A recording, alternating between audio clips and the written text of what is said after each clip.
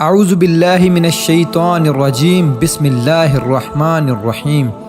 شروع اللہ کے نام سے جو بڑا مہربان نہایت رحم کرنے والا ہے۔ قرب قیامت کا ایک ایسا فتنہ جس کا خوف اور دبدبہ ہر زمانے میں پایا جاتا تھا۔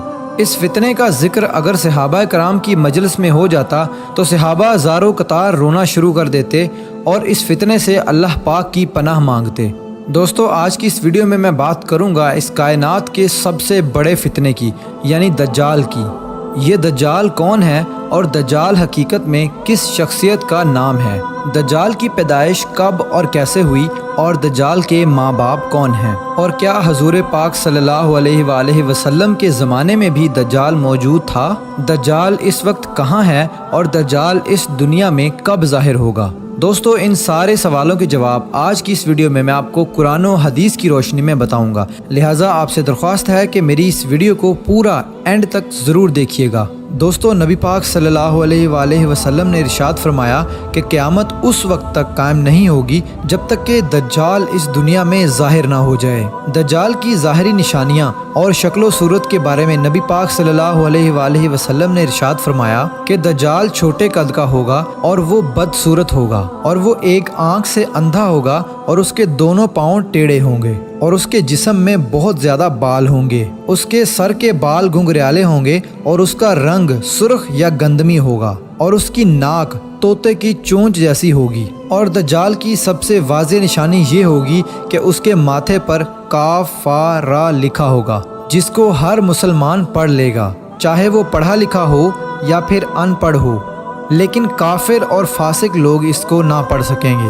دوستو، دجال جب اس دنیا میں ظاہر ہوگا تو لوگوں کے سامنے وہ پرہیزگار بن کر رہے گا تاکہ لوگ زیادہ سے زیادہ اس کی پیروی کریں، لیکن اندر سے وہ کافروں کی طرح ظالم ہوگا۔ دجال سب سے پہلے نبوت کا دعویٰ کرے گا، جب اس کے ماننے والوں کی تعداد زیادہ ہو جائے گی تو اس کے بعد یہ خدائی کا دعویٰ کر دے گا۔ دجال ایک بہت بڑی سواری پر سوار ہو کر پوری روئے زمین پر گردش کرے گا۔ وہ سواری اتنی بڑی ہوگی کہ اس کی آنکھوں کا درمیانی فاصلہ 40 گز ہوگا۔ دوستو، دجال کے پاس بے شمار طاقت اور بے شمار مال و دولت کے خزانے ہوں گے۔ اس روئے زمین کی زیادہ تر نہروں پر اس کا قبضہ ہوگا اور اس کی اجازت کے بغیر کوئی بھی پانی نہ پی سکے گا۔ یہ لوگوں کو گمراہ کرنے کے لیے طرح طرح کی شودہ بازیاں دکھائے گا۔ یہ آسمان کو حکم دے گا تو وہ بارش برسائے گا، یہ زمین کو حکم دے گا تو وہ سبزہ اگائے گی۔ اس وقت دجال اپنے آپ کو خدا کہے گا۔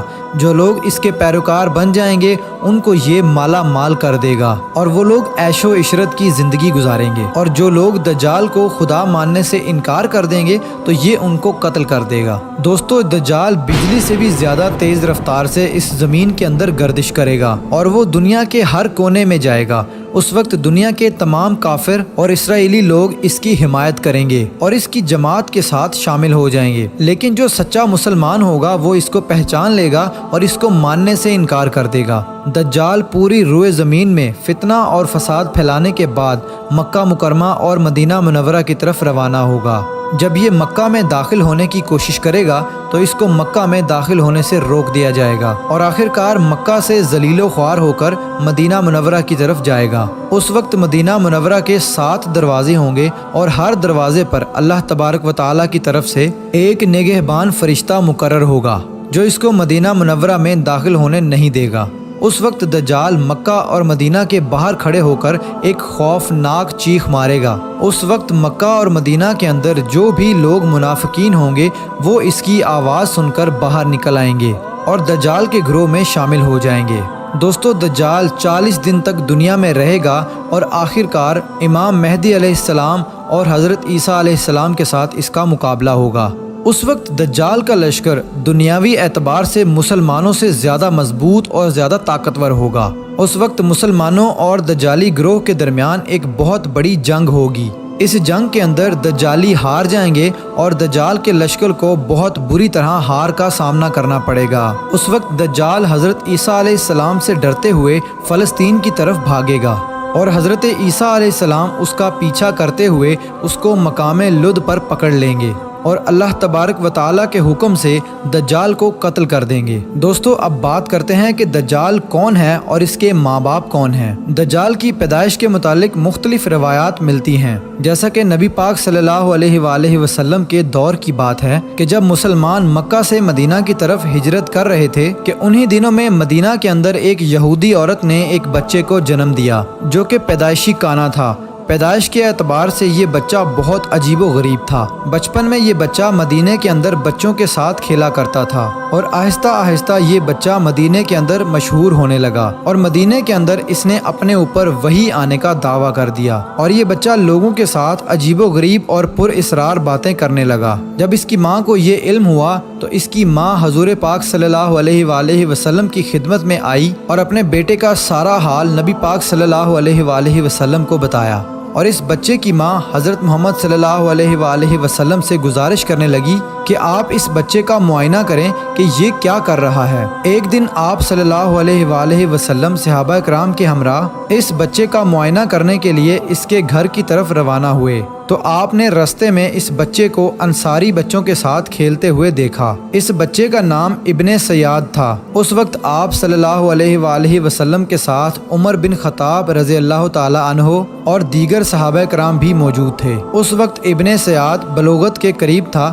لیکن جوان نہیں ہوا تھا۔ آپ صلی اللہ علیہ وآلہ وسلم اس کے قریب گئے لیکن اس کو پتہ نہ چلا تو آپ صلی اللہ علیہ وآلہ وسلم نے اس کی کمر پر ایک ضرب لگائی اور ابن سیاد سے فرمایا کہ کیا تم گواہی دیتے ہو کہ میں اللہ کا رسول ہوں؟ تو ابن سیاد نے آپ صلی اللہ علیہ وآلہ وسلم کی طرف دیکھا اور کہا کہ میں گواہی دیتا ہوں کہ آپ اللہ کے رسول ہیں۔ پھر ابن سیاد نے آپ صلی اللہ علیہ وآلہ وسلم سے کہا کہ کیا آپ گواہی دیتے ہیں کہ میں اللہ کا رسول ہوں؟ تو آپ صلی اللہ علیہ وآلہ وسلم نے ابن سیاد کو چھوڑ دیا اور فرمایا کہ میں اللہ اور اس کے رسولوں پر ایمان لایا۔ اس کے بعد آپ صلی اللہ علیہ وآلہ وسلم نے ابن سیاد سے پوچھا کہ تو کیا دیکھتا ہے؟ تو ابن سیاد نے کہا کہ میں سمندر پر عرش دیکھتا ہوں۔ تو اس وقت آپ صلی اللہ علیہ وآلہ وسلم نے ارشاد فرمایا کہ وہ ابلیس کی چال ہے۔ تو اس وقت ابن سیاد نے حضرت محمد صلی اللہ علیہ وآلہ وسلم کو بتایا کہ میرے پاس سچی اور جھوٹی خبریں آتی ہیں۔ یہ بات سن کر آپ صلی اللہ علیہ وآلہ وسلم نے فرمایا پھر تو تیرا معاملہ الٹ ہو گیا۔ اس کے بعد آپ صلی اللہ علیہ وآلہ وسلم نے ابن سیاد سے فرمایا کہ میں نے تیرے لیے ایک چھپانے والی چیز چھپائی ہے۔ دراصل اس وقت آپ صلی اللہ علیہ وآلہ وسلم نے اپنے دل کے اندر لفظ دخان سوچا تھا۔ تو ابن سیاد آپ صلی اللہ علیہ وآلہ وسلم سے کہنے لگا کہ آپ نے دل کے اندر جو چیز چھپائی ہے وہ الدخ ہے۔ تو اس پر آپ صلی اللہ علیہ وآلہ وسلم نے ارشاد فرمایا کہ ذلیل ہو جا، تیری قدرت بڑھ نہیں سکتی۔ اس وقت حضرت عمر رضی اللہ تعالی عنہ نے فرمایا کہ اگر آپ مجھے اجازت دیں تو میں اس کی گردن اڑا دوں۔ اس وقت آپ صلی اللہ علیہ وآلہ وسلم نے ارشاد فرمایا کہ اسے چھوڑ دو، کہ اگر تو یہ سچا ہے تو اسے قتل نہیں کر سکتا اور اگر یہ جھوٹا ہے تو اسے قتل کرنے میں کوئی بھلائی نہیں۔ دوستو مدینے کے لوگ ابن سیاد کے بارے میں کہا کرتے تھے کہ بعض شیاطین اس کے پاس آتے تھے جو اسے عرش الہی کی خبریں دیا کرتے تھے، جبکہ آپ صلی اللہ علیہ وآلہ وسلم نے ابن سیاد کے بارے میں سکونت اختیار کی ہے، کیونکہ آپ صلی اللہ علیہ وآلہ وسلم کی طرف یہ وحی نہیں کی گئی کہ ابن سیاد کی حقیقت کیا ہے، جبکہ بعض لوگ ابن سیاد کو ہی دجال مانتے ہیں اور چند صحابہ کرام کا خیال بھی یہی تھا۔ اور ایک دوسری روایت میں ملتا ہے کہ حضرت عمر رضی اللہ تعالی عنہ آپ صلی اللہ علیہ وآلہ وسلم کے سامنے ابن سیاد کو دجال کہا کرتے تھے، لیکن آپ صلی اللہ علیہ وآلہ وسلم نہ ہی اس بات کا اقرار کرتے اور نہ ہی انکار کرتے۔ دوستو ابن سیاد کے اندر ایسی بہت ساری نشانیاں موجود تھی جو کہ ہو بہو دجال کی نشانیاں تھی۔ یہی وجہ ہے کہ اس دور کے اندر صحابہ کرام بھی ابن سیاد کو دجال کہا کرتے تھے، اور بعض مفسرین کا یہ کہنا ہے کہ ابن سیاد ہی وہ شخص ہے جو قیامت کے قریب دجال بن کر ظاہر ہوگا۔ حضرت ابو سعید خدری رضی اللہ تعالی عنہ بیان کرتے ہیں کہ ابن سیاد مجھ سے کہنے لگا کہ میں دجال کے ماں باپ کو بھی جانتا ہوں اور دجال کو بھی جانتا ہوں۔ تو اس وقت حضرت ابو سعید خدری رضی اللہ تعالی عنہ نے ابن سیاد سے کہا کہ کیا تو اس بات کو پسند کرتا ہے کہ تو ہی دجال ہو؟ تو اس وقت ابن سیاد نے کہا کہ اگر مجھے دجال بنایا گیا تو میں اس بات کو ناپسند نہیں کروں گا کہ میں دجال بنوں، یعنی کہ میں دجال بننا پسند کروں گا۔ دوستو بعض مفسرین کا کہنا ہے کہ ابن سیاد دجال نہیں ہے، کیونکہ یہ بعد میں آپ صلی اللہ علیہ وآلہ وسلم پر ایمان لے آیا تھا، بلکہ دجال حضرت سلیمان علیہ السلام کے دور میں جنات اور انسانوں کے ملاپ سے پیدا ہوا تھا اور اس کے ماں باپ کو قتل کر دیا گیا تھا، اور دجال کو ایک جزیرے کے اندر قید کر دیا گیا، اور انسانوں اور جنات کے ملاپ سے پیدا ہونے والا بچہ یعنی کہ دجال آج بھی اسی جزیرے پر قید ہے، اور اس کے ساتھ ساتھ شیطان اس کو ہر بات کی وہیں پر خبر دیتے ہیں۔ دجال کی پیدائش کے بارے میں حضرت امام زرکاری رحمۃ اللہ علیہ بیان کرتے ہیں کہ دجال وہ فتنہ ہے جس کو اللہ تبارک و تعالی نے اس وقت پیدا فرمایا جس وقت حضرت آدم علیہ السلام کو جنت سے نکالا گیا تھا، اور دجال کو بنا ماں باپ کے پیدا کیا گیا۔ دوستو حقیقت تو یہ ہے کہ دجال قیامت کے قریب ظاہر ہوگا، اور اس کی جو نشانیاں ہوں گی وہ آپ صلی اللہ علیہ وآلہ وسلم کی احادیث میں واضح طور پر مل جاتی ہیں۔ لیکن یہ دجال کہاں ہے، اور یہ کہاں سے آیا، اور یہ کیسے پیدا ہوا، اور اس کے ماں باپ حقیقی طور پر کون ہیں، اس کے بارے میں کسی کو کوئی علم نہیں ہے۔ اس کا علم صرف اللہ تبارک و تعالیٰ کی ذات کے پاس ہے۔